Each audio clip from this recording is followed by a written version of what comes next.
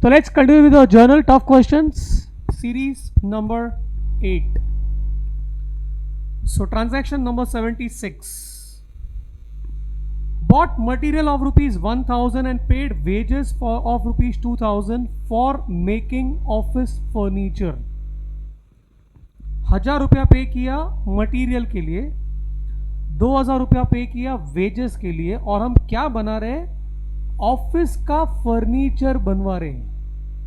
अभी ऑफिस का फर्नीचर बनवाने के लिए आपने खर्चा किया है ये मटेरियल का और वेजेस का सब, तो ये सब कैपिटल एक्सपेंडिचर है, ये सब एसेट का कीमत में ऐड हो जाना चाहिए, मतलब ये सब फर्नीचर के नाम से लिखना चाहिए।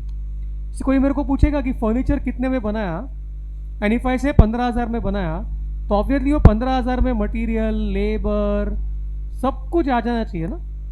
लॉजिकल बात है कि नहीं? तो ये दोनों खर्चा को फर्नीचर के नाम से ही लिखने का मतलब जर्नल एंट्री है फर्नीचर अकाउंट डेबिट, और आपने बाय किया ये मटेरियल और आपने पे किया वेजेस, तो to cash. So it is furniture to cash and the amount is 3000 rupees. Understood? एक एसेट बनाने के लिए आपने खर्चा किया मटेरियल का और वेजेस का, तो उसको एसेट का प्राइस में ऐड कर देना चाहिए। ठीक है, next one. Bought a delivery van from Bombay motors for rupees 20,000, paid them rupees 5,000 cash and agreed to pay the balance in 15 monthly instalments of rupees 1000 each. 20,000 रुपए का हमने डिलीवरी वैन खरीदा। ओके, 5,000 रुपया हमने कैश ऑन द स्पॉट पे किया, और बाकी का 15,000 हमने ऐसा डील किया सामने वाले के साथ कि एवरी मंथ 1000 करके नेक्स्ट 15 मंथ्स में क्लियर करेंगे। तो बेसिकली इट मीन्स बाकी का 15,000 आज नहीं पे किया, हम धीरे धीरे करके पे करने वाले हैं। तो आज क्या हुआ उसका एंट्री ही आज करने का। तो आज क्या हुआ, आज आपने मोटर वैन खरीदा, सो मोटर वैन को डेबिट करने का, और आपने जो मोटर वैन खरीदा वो 20,000 का था, तो डेबिट 20,000। आपने कितना पे किया, तो सिर्फ 5,000 पे किया आपने, तो टू कैश 5,000। बाकी का आपने आज नहीं पे किया, बाद में देने वाले हो, तो एंट्री होगा टू बॉम्बे मोटर्स अकाउंट 15,000। और ये 15,000 रुपये आप कैसे चुकाने वाले हो? हर महीने 1,000 करके अगला 15 महीने तक आप एंट्री करोगे, तो नेक्स्ट 15 मंथ्स एक एंट्री पक्का होगा, वो रहेगा बॉम्बे मोटर्स टू कैश 1,000 रुपया। बट वो तो अगले महीने से शुरू होगा, यानी आज उसका एंट्री नहीं करना है। आज खाली मोटर कार खरीदने का एंट्री जो हमने कर दिया। Clear? Next, sold goods of rupees 10,000 at 10% profit to mister Deepak and received 10,500 in cash in full settlement. Sold goods of 10,000 का मतलब क्या होता है? गुड्स का कॉस्ट आपका 10,000 था, उसमें आपने ऐड किया 10% प्रॉफिट, 10,000 का 10% 1,000 रुपया प्रॉफिट, यानी आपका सेल्स वैल्यू जो है वो 11,000 है, यानी योर सेल्स इज 11,000। ओके, और गुड्स आपने दीपक को बेचा। दीपक ने क्या किया, तुरंत आपको 10,500 कैश दे दिया इन फुल सेटलमेंट, मतलब बाकी का 500 is discount. Sales is nominal account, income credit, so ये दोनों debit. So your journal entry will be cash debit 10,500,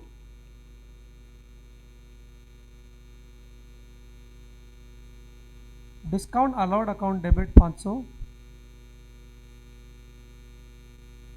to sales account 11,000 रुपया। ये उसका जर्नल एंट्री होगा। Fine.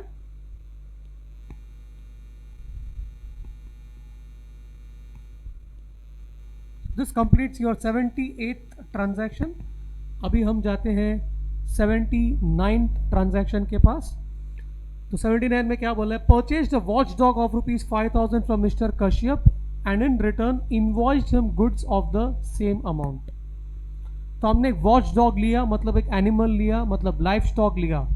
Life stock is an asset, आपने बाय किया, तो comes in, debit what comes इन, तो लाइफ स्टॉक को डेबिट करने का, और बदले में आपने क्या किया? इनवॉइस्ड हिम गुड्स, मतलब वी सोल्ड हिम गुड्स, तो life stock to sales, that is the journal entry. Okay,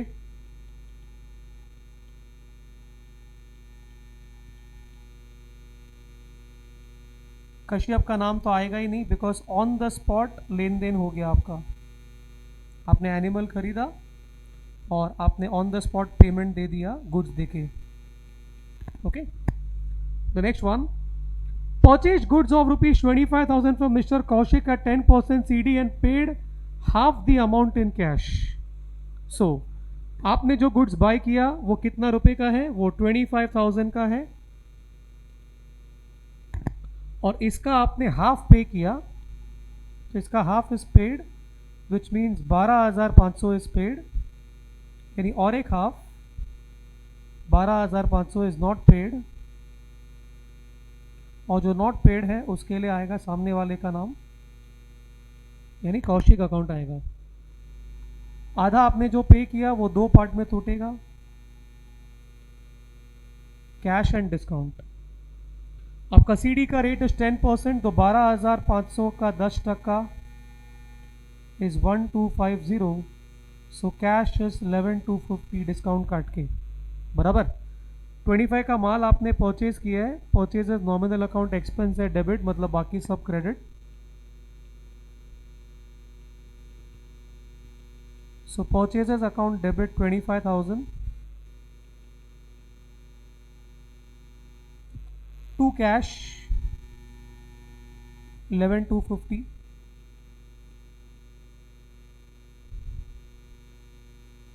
to discount received 1250,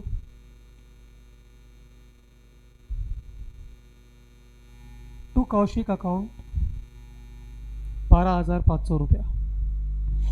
ये उसका जर्नल एंट्री है। क्लियर? द नेक्स्ट वन,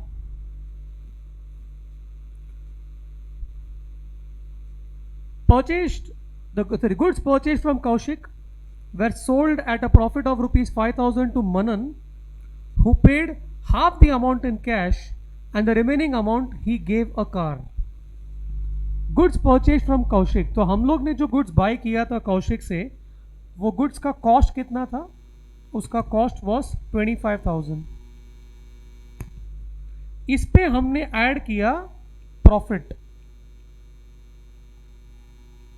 5,000, आपका सेल्स का फिगर इज 30,000, बराबर। इसका हाफ मनन ने हमको पे किया कैश, तो 15,000 इज कैश, बाकी का 15,000 के लिए मनन ने क्या किया? कार दिया अपने को, correct. Sales is nominal account income, तो सेल्स को क्रेडिट, सो ये दोनों debit. So the journal entry is cash debit 15,000, debit what comes in, car debit 15,000, again debit what comes in, to sales 30,000, credit all incomes and gains. All right. Next, 82.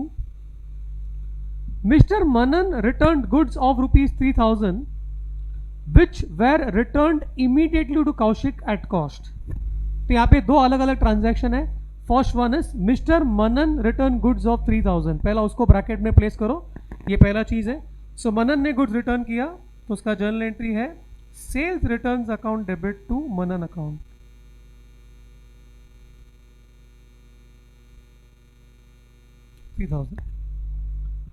अभी यही माल हमने return किया कौशिक को, तो उसका entry होगा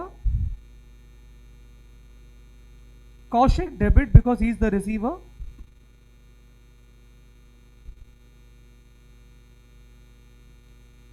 to purchase returns, but the price will definitely not be 3,000. Now why it will not be 3,000? because याद करो हमने जो भाव में परचेज किया था वही भाव में हमने सेल नहीं किया था, है ना।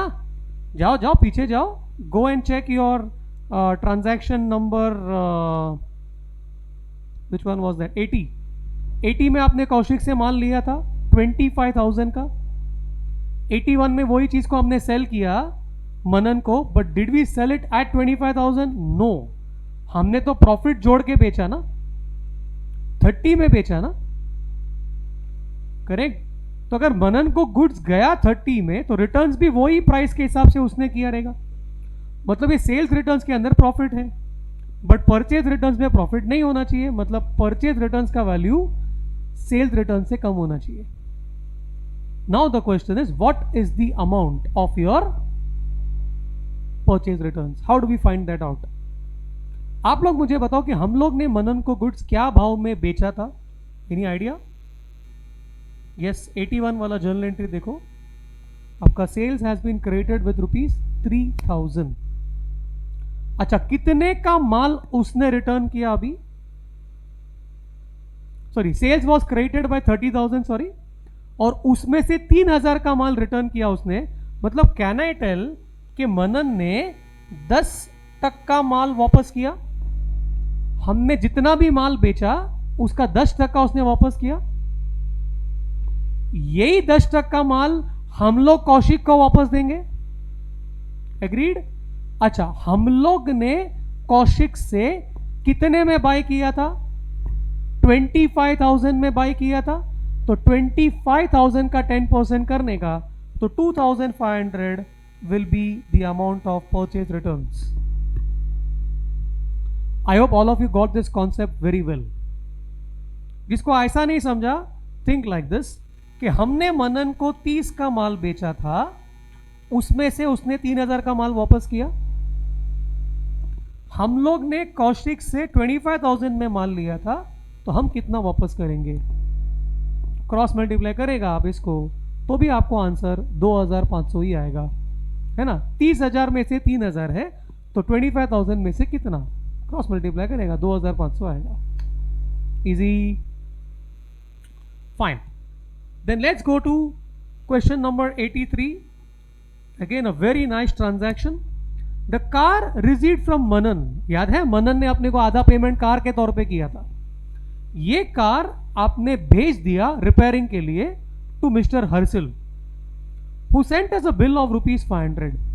तो हमने गाड़ी रिपेयर के लिए दिया था और जिस बंदे को आपने रिपेयरिंग के लिए दिया उसका नाम है हर्षिल, और हर्षिल ने क्या किया, आपको 500 रुपए का बिल दिया, यानी उसने बोला कि रिपेयर का आपका 500 रुपया हो गया, तो हमारे लिए वो खर्चा है, तो रिपेयर्स को डेबिट करेंगे,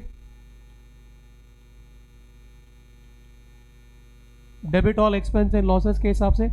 अब यहां पर ऐसा नहीं बोला है कि हमने ऑन द स्पॉट 500 रुपया दे दिया करके, that means 500 is payable to Harshil, इसके लिए हम टू हर्षिल करेंगे, we will make him our creditor, so to Harshil account 500 रुपया, क्लियर है। So I hope this video was very very useful to you. For many more videos like this, keep following us on YouTube, Instagram, on our website. Thank you very much. Bye.